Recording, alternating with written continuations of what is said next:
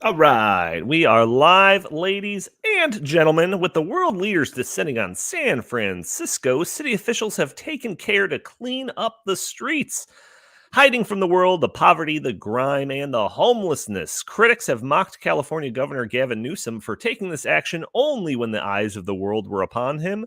This situation highlights a larger issue in the country, however. Our city seems to be devolving into dystopian hellscapes overrun by crime and general lawlessness. What is causing all of this, and is there anything that we can do to fix it? We're talking about all this and more on episode 424 of the In the Tank podcast.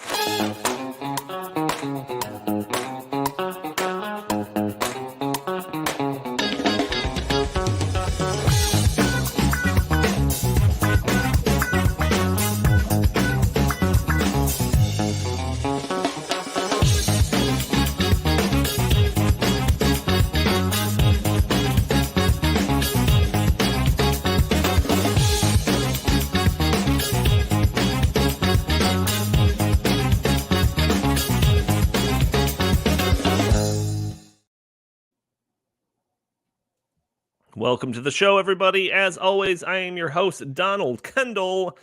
Joining me today, I've got Jim Lakely, VP of the Heartland Institute. How are you doing today, good sir? I'm doing good. Doing the reading necessary for this podcast today got me in a pretty sour mood. So for those of you who are fans of when I get angry, this is the show for you.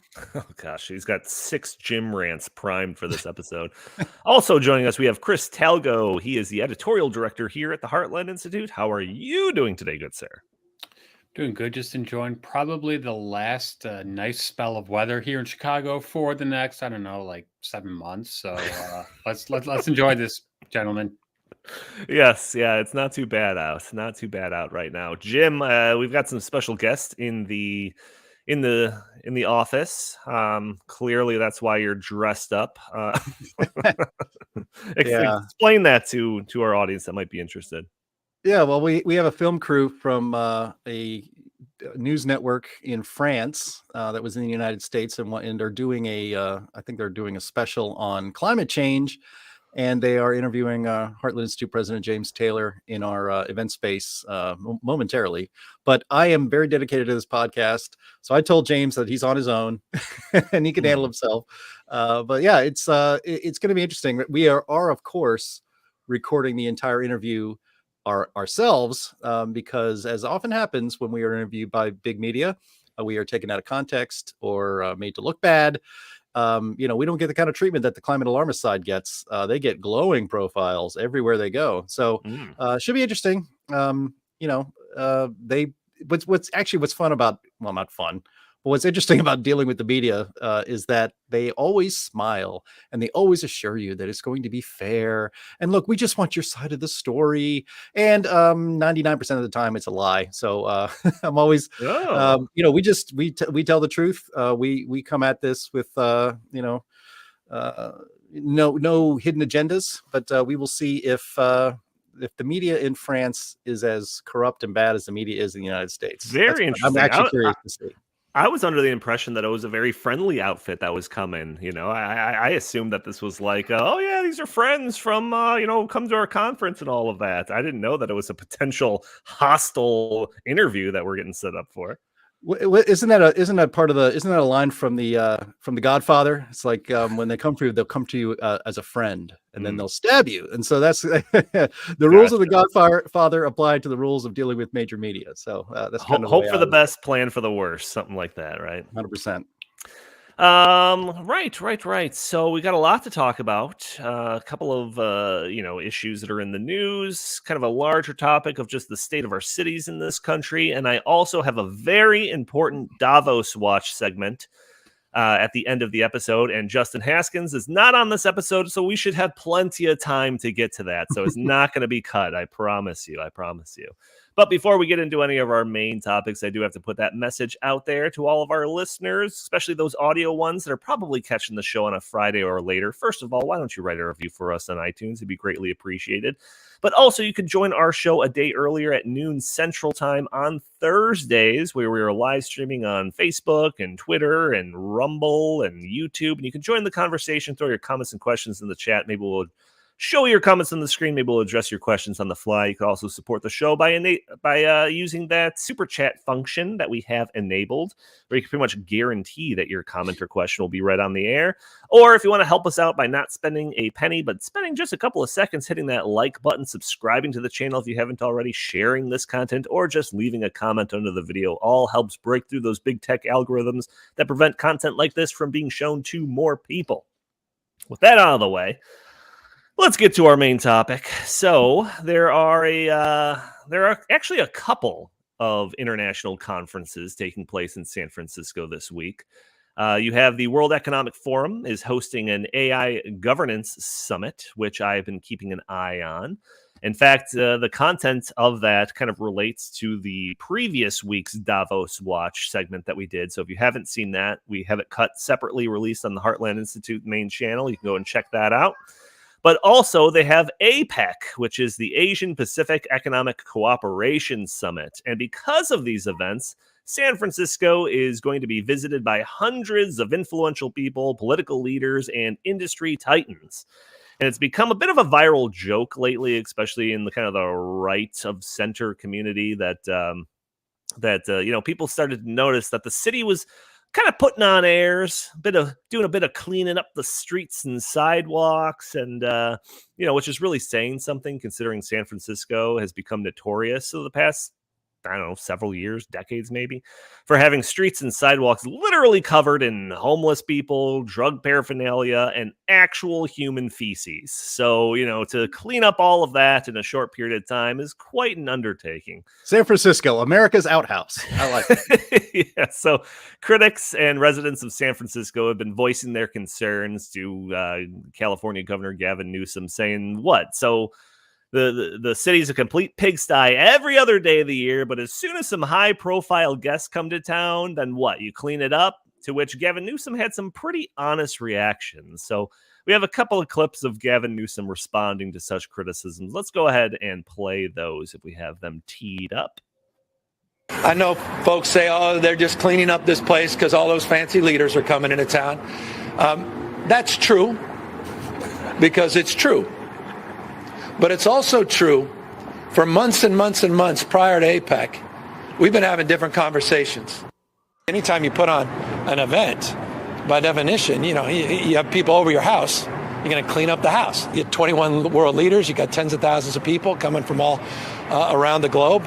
What an opportunity to showcase the world's most extraordinary place, San Francisco.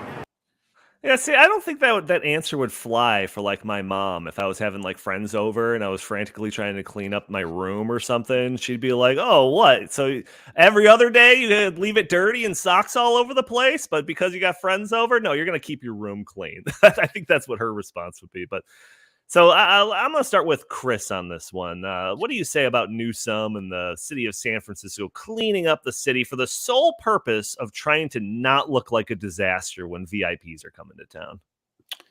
I think it symbolizes the contempt that they have for the residents of San Francisco, because basically they're giving them the finger 364 days out of the year. And then the one day out of the year that some high profile leaders like, Xi Jinping and, President Biden come to town, what do? They go on a massive, deep cleaning campaign. They were power washing the streets. They were trying to get rid of some of the graffiti. Like you said, they destroyed all those homeless encampments, and they put those homeless people, or I guess as Joe Biden calls them, like people who lack housing, in temporary shelters. And as soon as this APEC summit and as soon as the other meetings, end, I guarantee you within a week, it's going to go look right back to how it was beforehand. So yeah, this is just such like a temporary, superficial, thing that they're doing, but I think it embodies, their governing, philosophy of when other people come into town, we're going to try to make it look good, but when it's just our ordinary residents are complaining about this kind of stuff, well, then we just don't care. Yeah, I mean, at least he was just kind of being blunt about it. You know, he didn't try to like, oh no, this is actually part of some new thing. It just coincidentally just kind of lines up when world leaders are coming. He was just like, no, yeah, people are coming to town, so you know, we're gonna clean it up. Jim, what's your reaction to good old Gavin Newsom? Well, on the screen here, Andy is showing pictures of what San Francisco normally looks like, and it looks like a shithole. I'm going to try to keep my swearing down to no more than 5 curse words in this segment. All right, that's one. That's one. All right, yeah, we'll keep the tally. What I wouldn't want to live there, but imagine that you are a law-abiding, tax-paying citizen of the city of San Francisco, and you live and you have to spend your days walking to the market and making sure you don't step on a passed out drug addict. You have to make sure you don't step on human feces. I bet they ticket you if you don't curb your dog, if you don't pick up the poop of your dog, but they apparently don't issue any tickets if you just take a dump right there on the street. So that's fine. And so you live in this place that is a complete dystopian hellhole, and the state and the city has no interest in cleaning it up for you. They have no interest in making sure that you live day to day in what is really a beautiful city when it is not run by absolute maniac leftists, Marxists, as it is now, that allow all this stuff to go on. And so, yeah, if I was a citizen of San Francisco, I would be quite mad. But you know, you get what you vote for. London Breed, I believe, is the mayor of San Francisco. She could have cleaned all this up. You know, for months we're told that there's nothing we can do. There are tent cities. And as Andy keeps showing these pictures, there are streets that if they're not littered with garbage, they're littered with tents and garbage. So you have homeless people living in their own filth that on the public streets. And we are told by the left and certainly by the mayor of San Francisco and the governor of California that this is an intractable problem, that we need to do something. We need more funding. We need more funding to handle the homeless problem and the fact that our cities are dystopian hellholes. Well, what do you know? Without any extra funds, the entire city gets cleaned up because Gavin Newsom's boss, Xi Jinping, is coming. You know, so you got to make sure that the house looks nice when the boss is coming over for dinner. I mean, it's just absurd. And the reason we're taking this on is we want to have a larger discussion about what it says about our society when our cities are increasingly becoming crime-ridden dystopian shitholes. Okay, that's 2. And so, I mean, this is third world living in the wealthiest country on earth. And supposedly they say there's really nothing we can do about it. We need more money. We need more funding. We need more programs. No, you don't. You just need to clean the stuff up and get the homeless people out and somewhere else. You know, I'm reminded I was born in New York City and I lived there until I was 8 years old. This was in the 1970s. So I moved out in 1978. Movies like Death Wish were made about contemporary New York City at that time. It was covered in graffiti. It was covered in filth. Crime was through the roof. And so you could do a movie that was realistic about 1970s New York. And the 1980s were hardly any better. And then somebody by the name of Rudy Giuliani got elected mayor of New York City. I believe it was 1992, but in the early 90s. And he was called racist. He was called a monster. He was called all these names. And he said, I don't care. I'm cleaning up this city. And he did. It's possible to have a clean, livable big city in this country if you have the will to do it. And obviously, the people who run our cities today, including the city of Chicago, have no interest in making it livable for normal people. And I have a few ideas about their motivation. But, you know, it's funny. If you ever watch a movie set in New York City, or filmed in New York City, like Ghostbusters, for instance. I believe, you know, if you look in the background of Ghostbusters, look at I think Trading Places is that way as well. If you see anybody on the subway, there's graffiti. It's filthy. There's graffiti everywhere. And then if you watch a movie that was filmed in New York City, say after 1995, it's like it's a completely different place. Because all the graffiti is gone. All the subways are clean. All the subway cars are clean. Yeah, and I think of the Warriors, right? The Warriors. Yeah, graffiti exactly right. Nonstop. Yeah. We outnumber the cops 10-1. That's right. But you could date a film that's filmed in New York just based on how filthy the city looks at the time. So I don't know. It's hard to maintain civilization as a whole, when you allow what should be the jewels of your civilization to turn into complete dystopian nightmares. And it's frankly, it's high time that Americans demand better of the people that rule them, and not have to wait for the leader of China to show up for stuff to get fixed.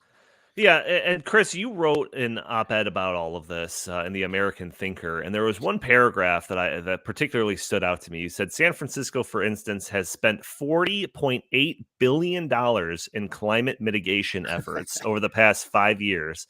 In the meantime, it spends only $16 million per year on its entire streets and sanitation department. So it's not like the money's not there. It's just that, to clean up all of this stuff. It's just that it's way wildly disproportionate in trying to, tackle the climate change issue than there's poop on the ground. What's your take on all of this?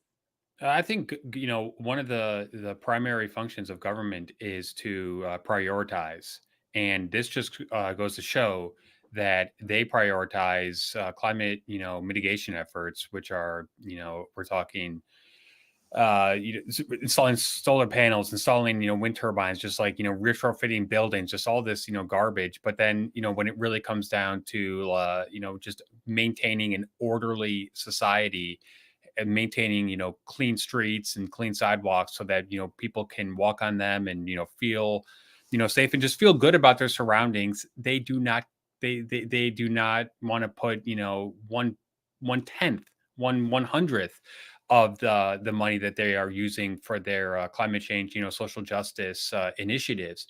So I think if you look at the San Francisco budget, and I think this also rings true for almost every other major big city run by Democrats, we see that they are spending lots of money on social justice issues, climate mitigation issues, all sorts of things. But then when it comes to spending money on things that actually matter, like policing the streets or cleaning the streets, they fall very, very, very short. And I think that for most people who live in these cities, I think that they would love if the city government would say, you know what, we're going to prioritize just cleaning up this place. And I think that rings true for across the nation too. I think this problem is primarily in the big cities, but I think that it also is in the suburbs and some of the more rural areas too. Whenever you drive on a highway and you just look, on the, median or on the shoulder, I just am always shocked at how much garbage and filth and litter there is outside, these public roadways. And I think that that just goes to show that, we spend a lot of money on Department of Transportation, and I don't understand how we can't spend, some of that money to just make sure that our roadways are constantly clean.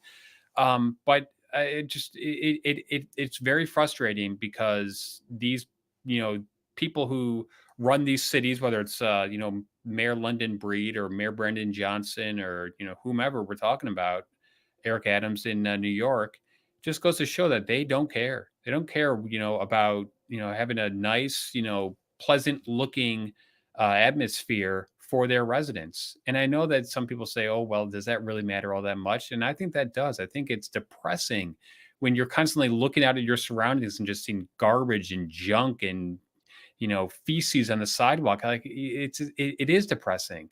So I wish that they would say, you know what, we have a lot of money that we're spending on stuff that is, really not necessary.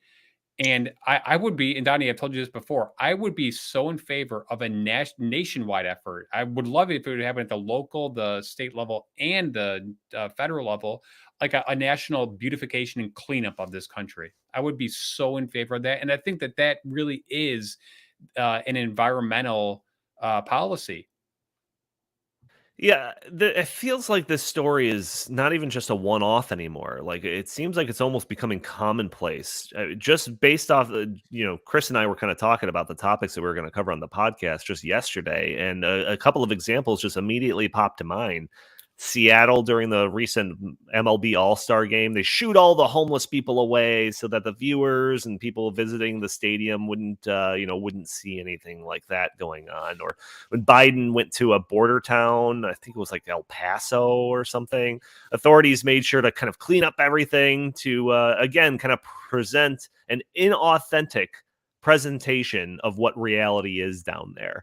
And it's like with all of those examples, and I'm sure there's a couple of more that I'm just forgetting, like it just reminds me of like the story of like the government of North Korea when it allows guests into their country, and instead of allowing them to see the real country, they take them down as like a fake street with some like fake buildings and a fake grocery store that's filled with a whole variety of foods to make it look like their country wasn't a failed communist state. And Jim, all of these stories that I'm referencing, are just in the past couple of years. Like prior to that, do you recall any stories like this? Like, is this something that dates back like way further than I'm giving it credit for, or what? No, I don't know. I mean, I think it's safe to say that San Francisco is a failed communist state. I mean, it just goes to show that communism leads to misery in many ways. Yeah, I think one of the problems is I think the goal of social justice and having clean streets and it's not, they're not compatible. Competently running a city and social justice can't coexist, it seems, because so many of these places that are dystopian hellholes are dedicated. Their leaders talk nothing but social justice. I'm not even quite sure what social justice means, other than if there's something good or nice in the world, it must be destroyed. I mean, maybe that's not the definition, but it sure seems to be the result, because everywhere that leftists and commies take control of cities, and again, can you name? I don't think you could name a single Republican, because there aren't any. There's not a Republican or let's just say not even Republican. There's not a non-leftist who is a mayor or in charge of any major city in this country. I believe, you see once in a while on Twitter or other places on social media, people will share charts and graphs, and it'll show the crime rates. And then it'll say, who the mayor is and what party they belong to. And I think maybe the biggest city was it the city in Texas? I think, was it Dallas or Fort Worth? They may have a Republican mayor now because the mayor changed his party affiliation, but he was elected as a Democrat. But besides that, I think maybe the largest city with a Republican mayor might be something like San Antonio or something. Anywhere, somewhere like 30th on the list.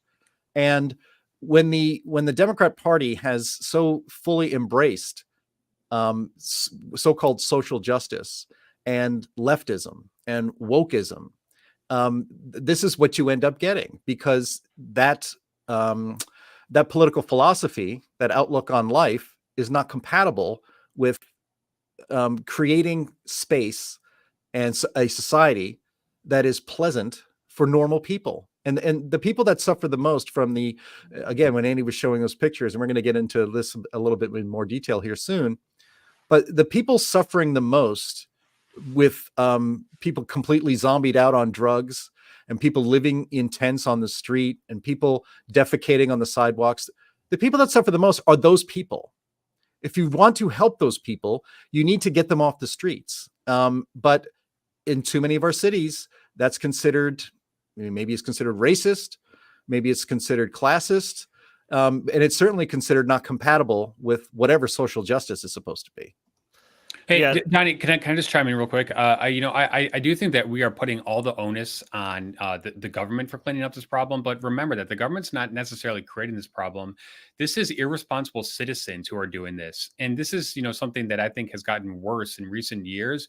When I was a kid, and I mean, I know that we all have a tendency to kind of like, glorify, like when I was a kid kind of stuff.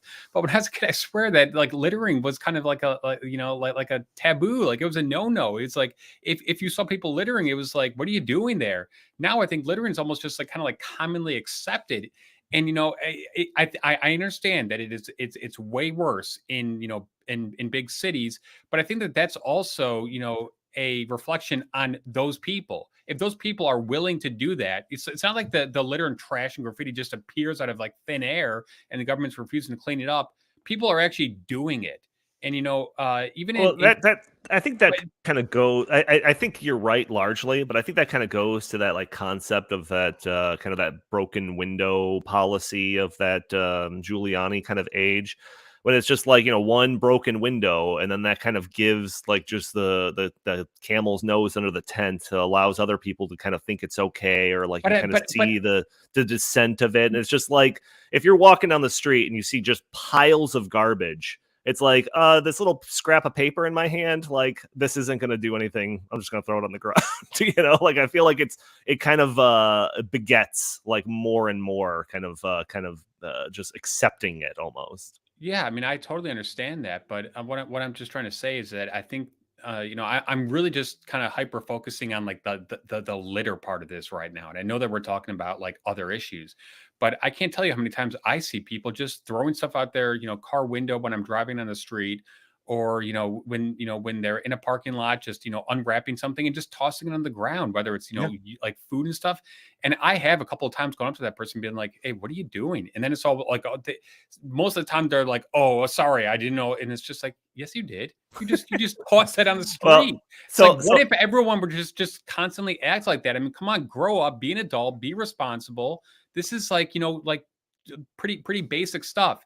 When trash belongs in trash cans. It doesn't just belong on the side of the road, or in a parking lot or wherever. It's just I want to get deeper into the underlying problems going on in San Francisco and most other cities in the United States. But there's one more video that I want all of you to watch. So one of the guests that's attending the APEC summit is the glorious leader of the Chinese Communist Party, Xi Jinping. Biden met with him to potentially reset relations between the United States and China. But there is a video of Xi Jinping's motorcade arriving to the conference. If we have that clip, let's go ahead and play it because it's kind of alarming, I might say.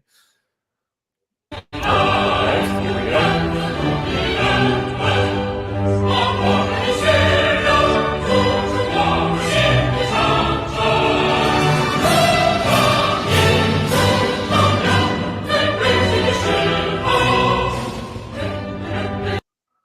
For the audio-only listeners, you don't have to listen to the music. For the audio-only listeners, is the motorcade going down the streets of San Francisco, and the streets are lined with people waving Chinese communist flags just from one end to the other. If I'm not exaggerating, there's probably, 150 people, maybe 200 people tops or something, but there's got to be like 15 to 20 brand new Chinese flags waving down the streets there. And I mean, just like, what the hell is this? And I want the viewers to chime in. I'm very curious of what you think's going on here. Like, are these like Chinese Americans showing up to kind of show their pride of the president of China arriving in San Francisco? Are these paid stooges waving flags so that the Chinese government can use the footage in their propaganda videos back home?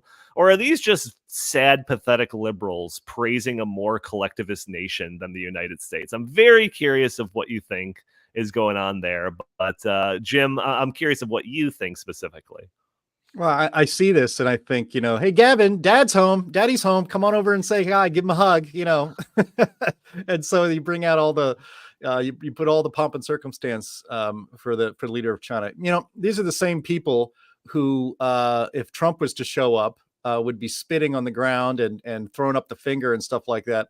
But here you see a display in the United States of America, as one of our viewers here said. It's a disgusting display for a murderous dictator, and that's what Xi Jinping is. We try to talk about human rights. Now, look, the APEC, this conference is going to happen, and it rotates around the world. It just happens to be in the United States right now. Normalizing or having, frankly, I guess, good relations with China is not necessarily. It's not a bad thing. It's better than having bad relations with China, but they are. Basically the United States, well, as they say, chief rival on the global stage, and a potential, if not outright, current enemy of the United States. They're not just working against our interests around the world. I think they're working. Their hands are in a lot of stuff. I mean, just digitally. I mean, how many stories do you see of China, which is basically the Communist Chinese Party government, conducting serious digital espionage against the United States. One of the things, and when you see this, actually, just to wrap it up, one thing that kind of always annoys me when you think about China and its rise to as a global power is that they got that way basically by stealing everything from the United States, literally stealing our technology, and they're spies for China all over the United States. And so I'm not saying you shun them or they can't come to the conference, but you don't do this. You don't do this. This is just disgusting. Yeah.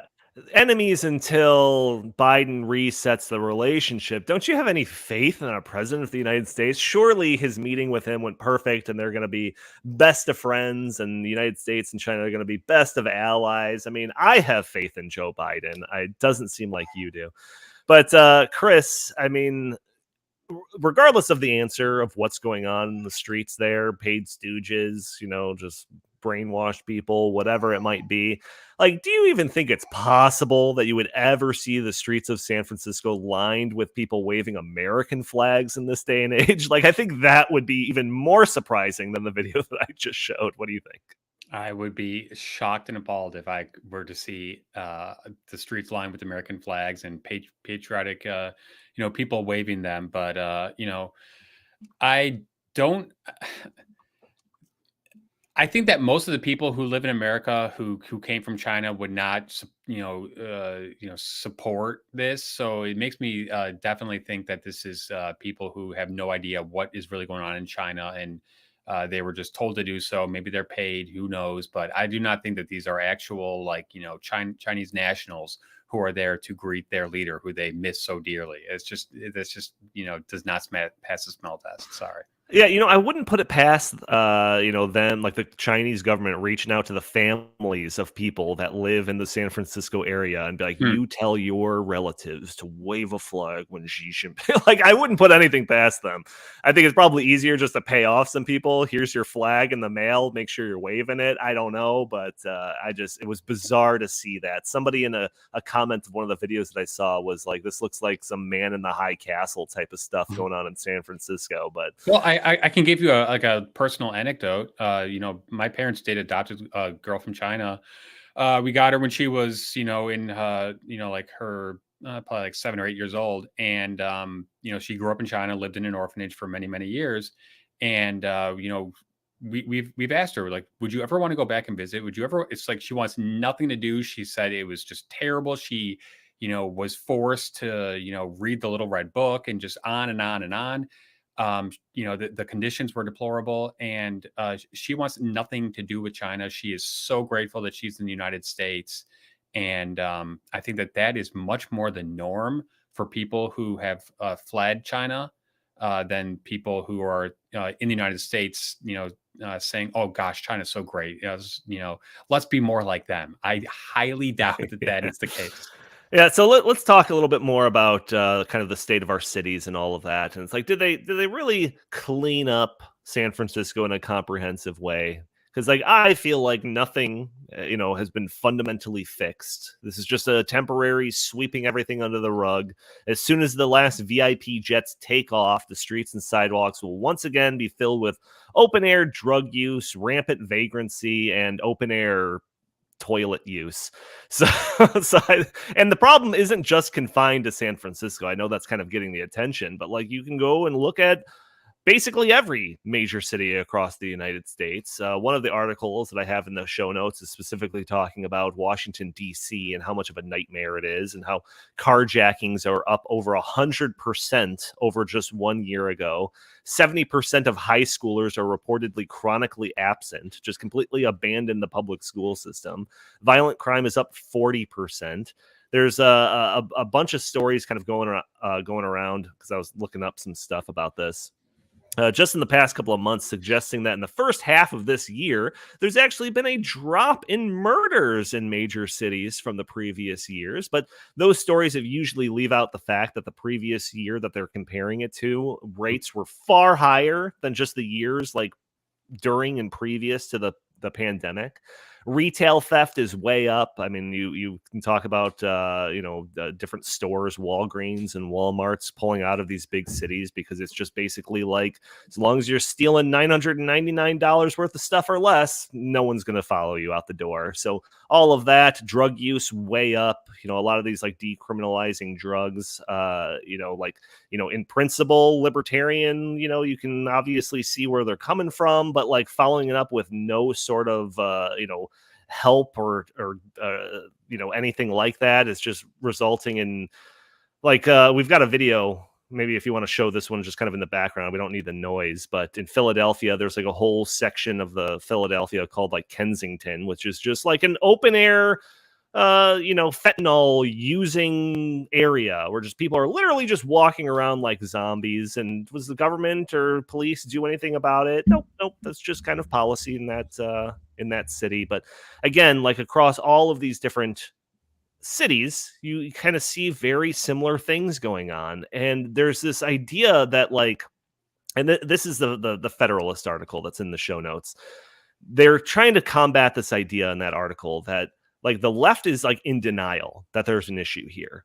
And they try to write off all of this whole conversation that we're having about this. They would write this off as just like right-wing scaremongering, that we're trying to make it look like the cities are horrible cesspools. And in reality, they're great. And all of this video that we're showing here, don't believe your lying eyes. That's just crazy talk. But I mean, Jim, what is the reality here? I mean, is right-wing media that we're contributing to right now just painting this up to be way worse than it actually is? Or is the left just in denial of the actual effects of the policies that they're putting into place?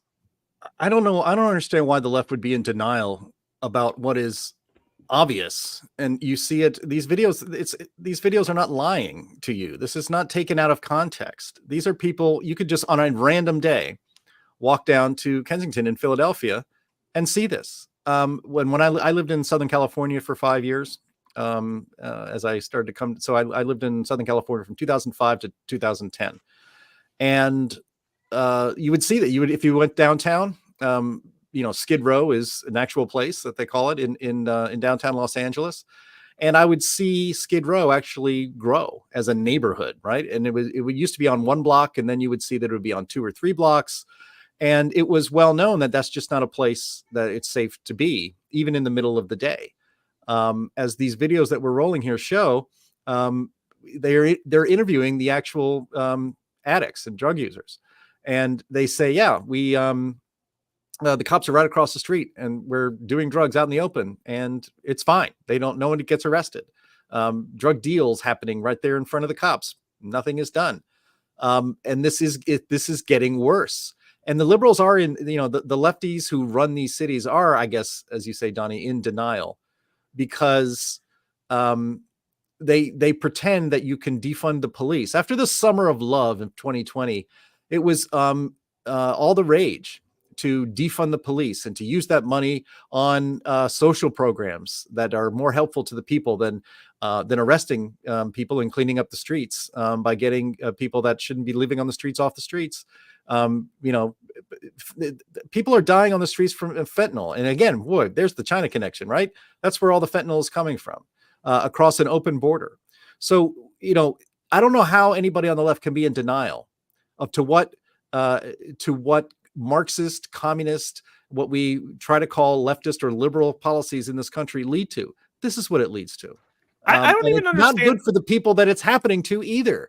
They're the people, as annoying as it may be to be a wealthy taxpayer in San Francisco and have to walk around zombified out people on fentanyl on your way to Starbucks and try to avoid stepping in human feces. The people that are the worst off, that might be annoying to a wealthy person who will go up to his brownstone and tuck his kids in at night. It's these people on the streets that are suffering the most. And we're showing here on the screen, I guess, clips from an upcoming documentary by Michael Schellenberger, who is a fantastic, honest, old-fashioned liberal that, it's maybe we'll play the audio for it too, but it's like, these people in the streets know that, this is unprecedented. They just showed a clip of the guy. He said, I've been in this game 30 years. I've never seen it this bad. Now, congrats to that guy for being in the game on the streets for 30 years. I don't think most people make it that long. But this is a choice that the left has made. This is not, this didn't just happen. These policies were put in place, and these are the results. And I think we're starting to see a growing movement of holding the people that put these, who created this hellscape, account for it. Yeah, I don't even know what the point of the right-wing scaremongering would be. Like, what would be in it for the right to play this up or something like that, other than to just make blue cities look bad or something? It's like the result of us causing a stir about it would be them cleaning it up and kind of getting it under control. Oh, what a right-wing conspiracy, call the cops on that one. It just seems so bizarre. But Chris, you've written about this whole issue. In fact, you've been talking about wanting to do an episode on this for a while, and finally this is a kind of a really good reason to do it. But in your opinion, what is kind of the major factors that are causing this? I mean, is it moral decay? Is it just leftist control over cities? Is it socioeconomic problems? I mean, I think that you could probably paint a pretty good case that, the political system, from the mayors to attorneys general, that are actively working not to prosecute criminals. I mean, we've talked about some of the campaigns funded by George Soros to install attorneys generals in major cities across the country that are carrying out this agenda, basically. So I don't know. What do you think? Is it a collection of all those things? Take it away. I think there's many factors that go into this. And I think one of them that doesn't get talked about nearly enough is the fact that in the 1950s and 1960s, we did away with asylums. So I think a lot of these people, yes, they're drug addicts, but a lot of them have pretty severe mental illnesses who need help. And unfortunately, the places that they used to get help have all been closed down for, many reasons, some of them legitimate reasons, but also some of them, I think, naive reasons. So I think that's one aspect of it. Then the other main aspect of it is that many of these blue cities, and especially in states like California, have made have made it possible for people to live this kind of existence and do it somewhat comfortably. There's a lot of government handouts to them. There's clean needle programs. There's all sorts of programs that are intended in policies to make these people's lives as comfortable as possible. And I think that it's it's very, very bad in the long term, because all you're doing is enabling more and more of this kind of behavior. So yes, this is not a easy solution. It's not just about cleaning the streets. It's not just about, cleaning the graffiti. It's about, Daniel, like you said, what is driving this sort of behavior in the first place? A lot of it's, a cultural decay. A lot of it's, this notion that just, and this goes back to the 1960s. And I think Jim, can attest to this, that notion of just do what feels good. Just do it. And if it feels good, just do it. And who cares about the consequences of that? And I think that has, taken hold in certain parts of the country, especially in these kind of big cities. And the fact that there's no accountability, the fact that there are no repercussions if you do this kind of stuff, all you're going to do is get more of it. So I the origins, there's many factors that are coming into play here, but I think the overall solution that's lacking is just holding these people accountable. And it's it's not just about putting them in jail, but it's about even teaching in schools, like civic duty and all that kind of stuff. In that article I wrote about Earth Day, when I was in school, we learned about Earth Day. It's about taking care of the earth. It's about cleaning up your neighborhood. Kids are not learning that anymore because they're learning about this climate change alarmism stuff. Yeah, okay, so full transparency. I was ready to end this segment talking about just the terrible nightmare hellscapes that our cities are just descending into. And then Jim says, before you get to Davos Watch, and I have a lot to say about that WEF clip, I have some good news on how our dystopian cities might be turning around. So, because Jim is rarely a beacon of hope when it comes to leftist hellscapes, the floor is yours, He's sir. a lion, dog-faced pony soldier. Yeah. Well, yeah, there's actually a little bit of a flicker of hope, and I saw that. I saw this morning. There's an editorial on this in the Wall Street Journal, noting that voters in Seattle just dumped 4 anti-police members of their city council. And so now non-radical leftists hold a slim majority on the city council in the city of Seattle, a city, mind you, that had an autonomous zone during the Summer of Love that was run by anarchists, and they just let that happen. How that long to go on, Donnie? Like several weeks, if not a couple months, right? Oh yeah, that was a while. Yeah, and so, but the people that went down to defeat were all the people who cut the police force, who opposed prosecuting open drug use and stuff like that, and other destructive measures that are sold as compassion. It's compassionate to allow to allow crime to happen in your city, I guess. And at that time, when radical anti-cop, anti-public order leftists won in Seattle. To defund the police, 600 cops quit, and actually the police force in Seattle is at its lowest level since 1991. And you may have actually seen the news, I think it was 2 weeks ago, that Jeff Bezos announced that he's moving the headquarters of Amazon from his beloved Seattle to Miami. Miami, I believe, Republican governor who was running for president for about 20 minutes. But so just coincidental there. It's not run by radical leftists. Miami is not run by radical leftists. So, so this is good news. I think even if the people that they're electing to office in Seattle are still way to the left of anybody that we might support, they're starting to turn out these completely radical commies that are running their cities that have turned them into these hellholes. So that is the little glimmer of hope that at least in Seattle things might be turning around. All right, yeah, it's an interesting story. I just one last little thing, and also the fact that so many people are leaving the cities and escaping them for like Jeff Bezos, for places that aren't like that. I think that if they lose their tax base, I think that's going to be a big hit to them. So hopefully that will maybe cause them to turn around a little bit. We will see. But we've got some time. Like I said, like I promised we would. This is a very important episode of Davos Watch, so I want everyone to definitely pay attention. And I'm very curious of what your thoughts are after this. But if we have that buffer music, let's hit it up.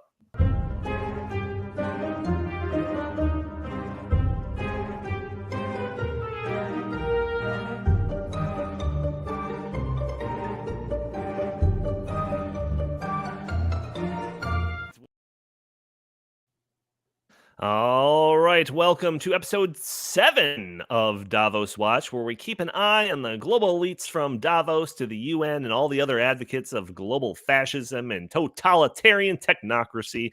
This week, I wanted to highlight a larger concept that I think might help contextualize a lot of the elements of the worldviews that come out of the Davos and World Economic Forum and the political elite realm. And that is the concept of free will. So free will, it's a foundational concept that underpins the very foundations of Western society, free markets, individual liberty. People are free to make choices for themselves, and based on those choices, they either reap the benefits or suffer the consequences. And not only that, but generally have only themselves to blame or credit for those benefits or consequences. This is a fundamental aspect of capitalism, and the aim of the American Revolution or limited government advocates today is to reduce coercion from the government that might dictate somebody's decisions or curtail their free will. So what I want to do is introduce you to a concept that is the cornerstone of the wannabe central planners of the World Economic Forum. So I want to introduce to you, if you haven't seen this man already, to Yuval Harari. Yuval Harari is a historian, an author, an advisor to the World Economic Forum, and I believe the intellectual guru of the entire Davos crowd. So what I have is probably a 1.5-minute long clip of Yuval Harari discussing a couple of things, including the concept of free will. So if we have that video queued up, let's go ahead and play Mr. Yuval Harari. But some governments and corporations, for the first time in history, have the power to basically hack human beings. There is a lot of talk about hacking computers, hacking smartphones, hacking bank accounts, but the big story of our era is the ability to hack human beings. And by this I mean that if you have enough data and you have enough computing power, you can understand people better than they understand themselves, and then you can manipulate them in ways which were previously impossible. And in such a situation, the old democratic system stopped functioning. We need to reinvent democracy for this new era in which humans are now hackable animals. You know, the whole idea that humans have, you know, they have this soul or spirit and they have free will and nobody knows what's happening inside me. So whatever I choose, whether in the election or whether in the supermarket, this is my free will, that's over. We need to come to terms with the fact that, no matter, again, this is where philosophy meets computer science and biology. Yeah, so there is a lot in that video to unpack, but I just want to kind of focus like a laser on just the one statement that he made of the idea of free will. That is over, he says. That is over. And I just want to say that, yes, this was a 1.5-minute long clip. There's other clips of this specific thing of him talking about free will that's only like 15 seconds. I didn't want to play that one because I feel like playing a clip that short, you kind of raise the potential of people saying, oh, it's out of context. That's out of context. So I found the longer clip to show that it being in context. And I want to reassure you that this is completely in context. The guy does speeches talking about the myth of free will. If you read his books, there's entire parts of chapters dedicated to the idea of free will just being a myth and not real. Like, that is his true beliefs. All right. That's not a straw man or anything like that. So the idea of hackable humans, and that, if you just collect enough information on somebody, that you can know them better than they know themselves. And this kind of ties into all of the big tech stuff, all the data collection. Every time you go on Google, everything you post on Facebook, your search results, anything like that, all of this data kind of feeds into the system where they theoretically, the people that own that data or can kind of comb through it, know you better than you know themselves. And that kind of gets into the idea of what he refers to as hackable humans. So they collect the data based on your past behaviors. We can anticipate your next steps. We can anticipate your wants and desires. We can anticipate your reactions to future things, perspectives, anything, because they know you better than you know yourselves. According to Yuval Harari, humans, along with any other living things, from a single-celled organism all the way up to Albert Einstein, are nothing more than complex algorithms. And what he means by that is that algorithms that will perform tasks or take actions or even conjure up thoughts based not on some internal spirit or free will or anything like that, but just based on your collective being composed of your genetics, your environment, and any past interactions or inputs that you've ever come across.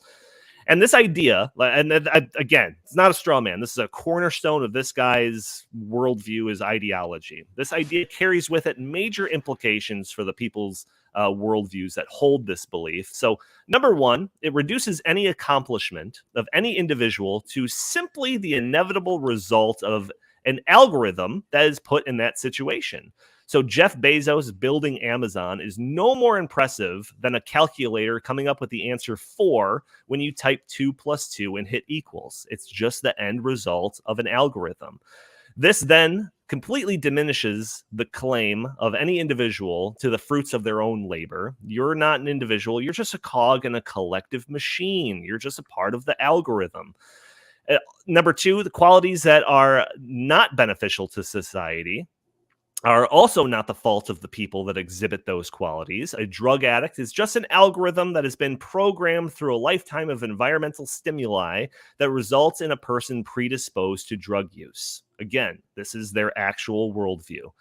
A racist is just an algorithm that has been programmed through a lifetime of environmental stimuli that results in a racist worldview. So just imagine a person that is only exposed to news stories that are wildly disproportionate in terms of reporting on crimes by Lithuanians. That person might be predisposed to being a racist against Lithuanians.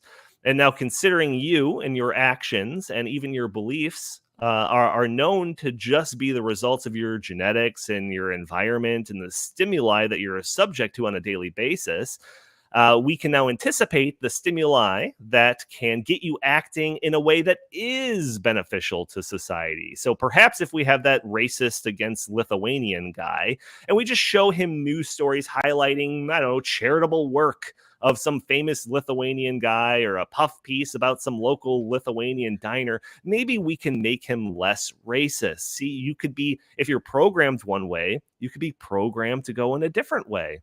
So theoretically, with the correct stimuli, you can get an entire population to act in ways that you want, ways that benefit society, or ways that fit your agenda.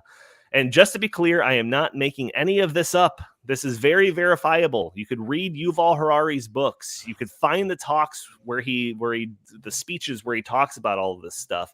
He talks about it in his book Sapiens a little bit, I think, and definitely he talks about it in Homo Deus for sure. Chris and I both read that book. Also, this is the sort of thing that's reflected in the work of the World Economic Forum itself. So it's not just the crazy beliefs of this philosopher historian guy. It bleeds into the work of the World Economic Forum, and we know how influential they are. In their 2019 Global Risk Report, there's a section about how artificial intelligence and machine learning could be used to, quote, identify emotionally receptive individuals and the specific triggers that might push them towards violence.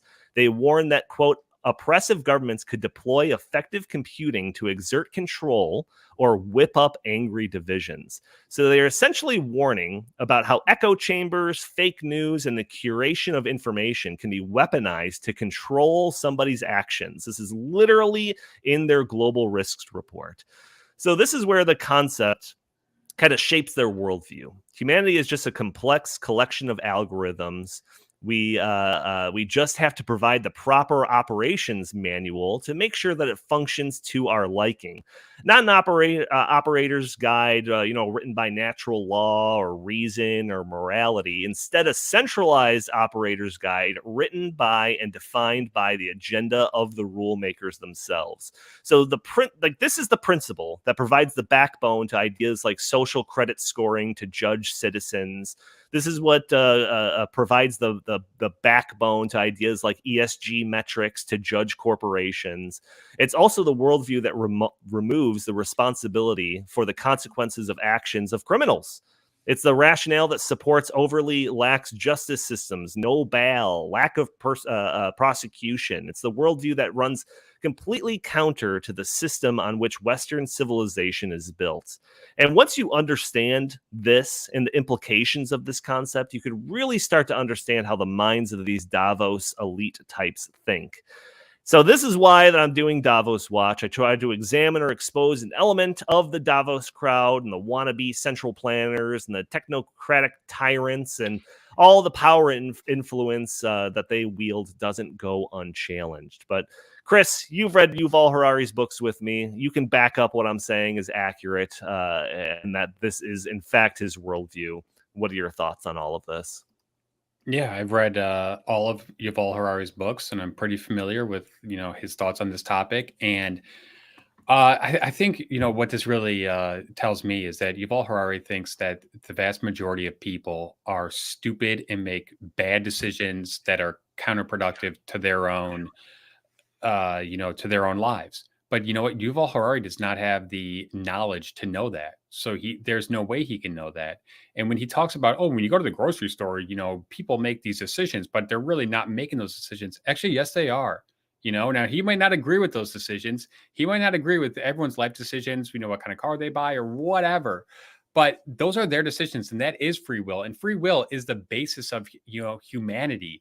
And it is really, really scary stuff to think that this guy is pushing for a way of trying to manipulate people's choices through a AI program and an algorithm and all this kind of stuff. But if you read his books, that's what he is calling for, because he says that human beings, Donnie, you've read the book. He says human beings are akin to pigs, and they just make they make decisions not based on their own best interest, but just based on whatever, like the electrical signal in their brain is telling them to do at that exact point in time. I reject that personally. And Donnie, I told you I reject that many, many times, because every time you make a decision, you're weighing, countless other options. And for whatever reason, when you come to your decision, that's a decision you come to. And sometimes we make poor decisions, but that's a very good thing, because you learn so much from making poor decisions. And I would not want to live in some kind of like sterile world where everyone is making decisions based on some computer, algorithm that is, saying, well, we know what's best for you and for society, so you're going to do this. I would never want to live in a world like that. So let me just address some comments by Christine here, who is a very loyal viewer of the show here. She says he's talking about social engineering, only he's saying in a stupid way that makes him sound like a monster. Yuval is warning us about this, not promoting it. Me and my sis watched the whole interview, and our minds were blown away with the segment and how it was taken out of context. So, and there's a couple more things. I just want to address this. So it is 100% the fact that he does not believe in free will. He is very, very clear about that. He is very clear about no free will. That's a myth.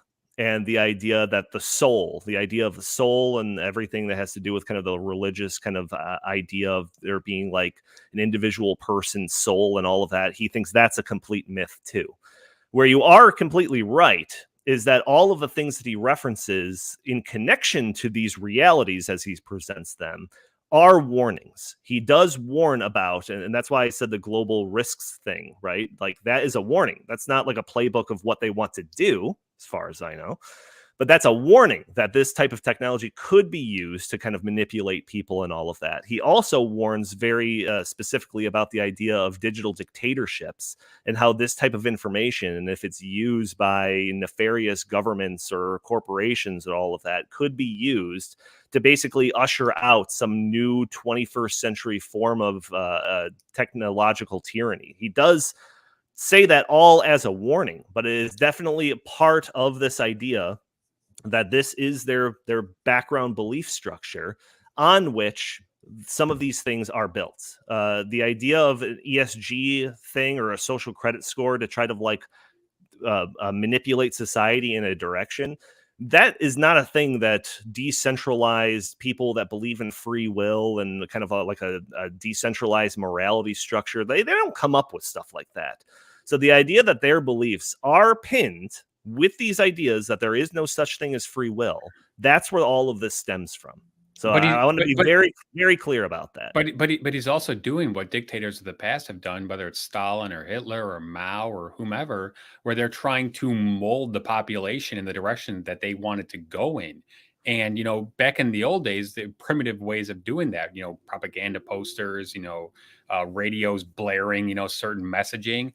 If Yuval Harari is correct in the fact that we are on the cusp of being able to administer this through some sort of computer chip, and which messes with your brain signals and forces you to make decisions that they deem are best for either you or for the collective, that is, totalitarianism in its, worst aspect. So that's where the technological advancements and their willingness to want to use them for these, means is what scares scares me, because I think that many people are going to say, well, maybe that's actually a good thing. Maybe then I won't make, the decision to, eat unhealthy food or to, whatever, to, abuse alcohol, because this thing will just prevent me from doing it. Yeah, and I want Jim's input on this, but I also want to just reiterate one point that I made in last week's Davos Watch, which is like I can agree with all of the different problems that the World Economic Forum is pointing out in terms of the potential threats of this sort of technology or artificial intelligence or the disruptive nature of any of this fourth industrial revolution technology that's coming our way. It's the solutions that they kind of put in as like their the ideas, I should say, their proposals that they put in as the solutions to these problems that I agree with, I completely disagree with. That's the embedding ESG into the foundations of this technology. That's trying to put their morality into the foundations of this technology. That's where I see it as like, okay, we're definitely not on the same page there. But yeah, some of the problems that they highlight, they do highlight them as problems. I do want to be very clear about that. But Jim, thoughts about my little kind of segment here and the clip from good old Yuval Harari? Yeah, I mean, when I saw the clip this morning, I said it was bleeping scary. The idea, apparently it seems that the idea of hacking human beings is inevitable, and you'll be able to manipulate them. And, I appreciate Christine's input here. She's saying that, that you need to watch the full interview, and I will do that. And that, Yuval Harari was issuing this as a warning. I'd like to see a little bit more humanity and some passion in his voice to make it clear that it's a warning, because he seems to be explaining all of these ideas as if they are inevitabilities and that it wouldn't necessarily be a bad thing. A warning means you should be saying all the time, we need to put a stop to this. This cannot happen. You have to say things like that. You don't just explain that, humans, the hacking of human beings' brains is inevitable. And, that's just the way it's going to be. It doesn't have to be that way. The future is not certain. But I almost chuckled when he said that when this happens, right? So when you're able to hack human beings, we need to reimagine democracy for a new era. If we are all mind-controlled robots, or if this is happening, that doesn't happen in a democracy, does it? I mean, that's the ultimate totalitarianism is kind of dystopian future is what he is describing. But as you pointed out, Donnie and Chris, because you've read his books, he doesn't believe in humans having a soul and that there is free will. We're basically just meat puppets, I suppose. And maybe it'll be an improvement if we're wired and part cyborg or something, because that would be an advancement to maybe lift ourselves above being just meat puppets. I suppose with some technology, we have some more value. I don't know. But I just again, that spoonful of sugar he provides by saying this development means we need to reimagine democracy. I mean, as I said, it's hard to think of a society that is more of an ultimate tyranny than the future that he is describing, and it apparently is, maybe just right around the corner. I think even some of the best sci-fi dystopian fiction has not even really imagined the near future that Yuval Harari thinks is coming, and maybe he doesn't think we can stop it. Maybe he thinks it's a good thing. I don't know. He seems to believe that we can't stop it, or we maybe shouldn't even try to stop it. I mean, I don't know, but this kind of thinking, these kinds of big thinkers, and we see them all over the place in the WEF. I ultimately, they believe that human beings as individuals are utterly worthless. It's humanity and society in the abstract that really drives and fascinates them, and their discussions and their thinking. And it's always to achieve the greater good. Achieving the greater good is noble, but individual human beings living out their lives as they see fit is ignoble. And it's wrong because it does prevent the achievement of the greater good if individuals are allowed to have autonomy and freedom and free will, and if they're recognized as having a soul. And it's this kind of thinking is why Jane Goodall, everybody admires Jane Goodall, the chimp or the gorilla. I can't remember if she's the gorillas in the mist or she's the chimpanzee lady. I don't know. It has to do with primates though. And, she can just sit there on stage and calmly say in a pleasant voice in front of thousands of people that for the greater good of the planet, it would be best if 90% of humans were no longer on this earth. And neither the interviewer nor anybody in the audience even bats an eye, let alone titters that, hey, that sounds very bad. That sounds very dystopian. That's the kind of, those are the kind of big thinkers that show up at WEF confabs, who show up at Davos, which is why we call this Davos Watch. And they have graduates of this kind of big thinking university, as it were, at WEF in positions of power in Western democracies all over the world. And that's really the warning here. So whether you're taking, whether some of these clips are necessarily unfair to Yuval Harari's maybe larger point in an interview, we can't sit here and play an hour and a half long interview, but whether or not that is taken out of context is almost really at this point irrelevant, because it is that WEF mindset that has no value whatsoever for the individual. And again, sees an individual with free will living their life as they want to live it as an impediment to the progress of the greater good. And that's where it comes to a head, because one side is going to win that argument. You can't both exist. We can't advance the greater good and allow people to do what they wish and to treat people as individual human beings with a soul and with free will, being both responsible for their choices, but also not imposed upon by the greater good to take away their choices. That's really the eternal struggle of man at this point. And what's amazing is that I think in the technological age, we're able to see and witness these things happening as they happen, instead of, frankly, them being conspired behind closed doors. Yeah, see, when I was reading through all of this, because I did a huge deep dive, I literally read his books, I watched his speeches. He's got a ton of speeches at World Economic Forum and all of this stuff. So I'm very, very familiar with Yuval Harari and kind of where he stands on all of this stuff. But to me, just this concept, it underpins the kind of that worldview that brought to us the eugenics movements. It's the things that brought to us the idea of trying to cultivate the new Soviet man, or any of these kind of collectivist ventures into trying to change the will of man so that it comports with the collectivist way, socialism, communism, whatever way that the leaders of those times were trying to kind of construct their society. This is just the great like leap forward. 21st century technocratic version of that.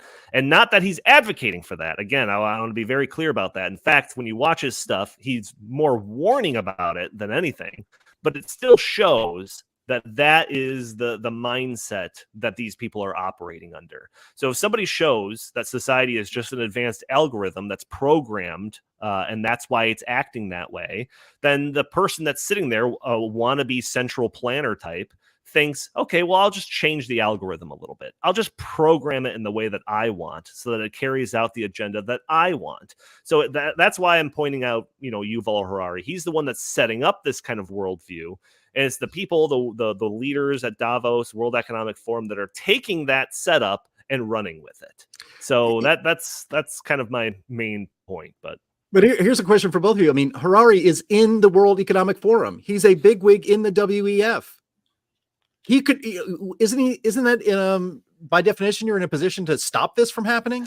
To talk about this not happening as an official proposal? I sort of disagree with that assessment. I'm more in alignment with Jim on this one, because I think that he's providing the intellectual framework for them to achieve this. One of the things that stood out to me in that brief clip that you showed was when he talks about when you go into the voting booth, you don't actually basically know what you're doing. What is he talking about? That's us, voicing our what we want, in terms of how we want to be governed. And I think really what he means by that, if you read between the lines, is you're too stupid to understand the best kind of government. So therefore I'm going to, I'm going to put this, computer program into your brain, and it's going to, enlighten you as to how, the government should be run and how you should live your life. I reject that in full.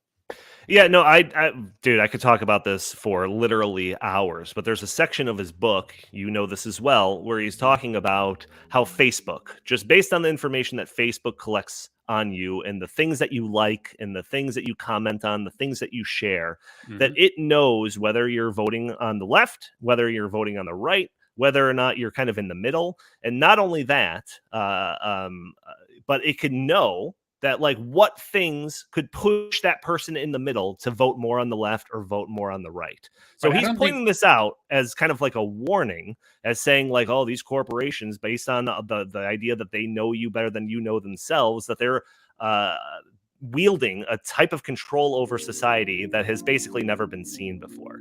But I just imagine World Economic Forum people sitting there and being like, oh yeah, we could use that to our advantage. But just real quick, I know we're about to go, but he's saying that it can be a good thing if it's used properly. And I'm saying that it should not be used at all, because it's extremely tyrannical, and it's messing with people's decision-making abilities, which is what make us humans.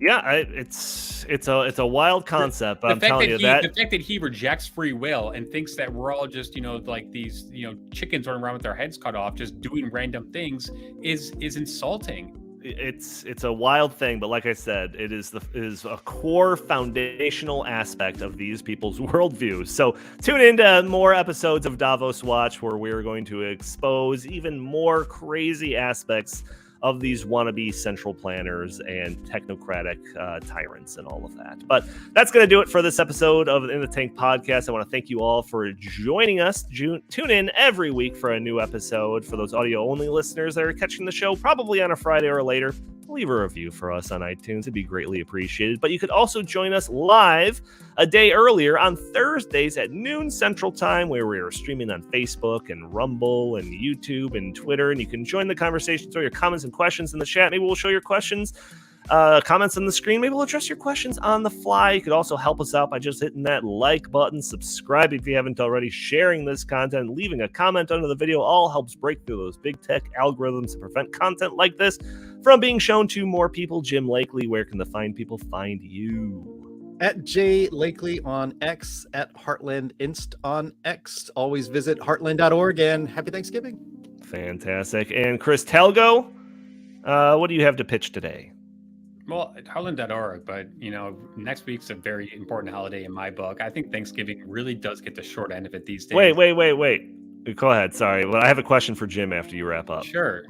Because, when I've been going into the stores recently, whether it's Walmart or Home Depot or wherever, for the past 3 weeks, they've had Christmas displays everywhere. Yeah. And I am a firm advocate that we should not even think about Christmas until after Thanksgiving. I would not. So I've been wondering about putting up my tree. I might do that this weekend. We'll see. But Jim, what are we doing for next week? Are we doing an episode? It's Thanksgiving, I know, but are we going to do something early? Are we skipping the week?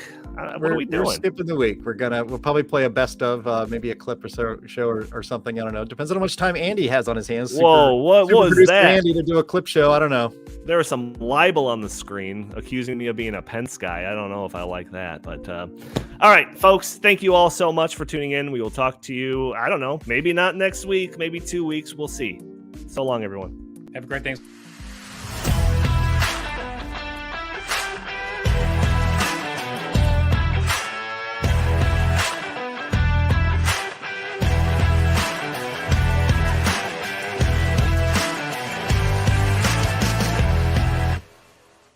He's a lying, dog-faced pony soldier.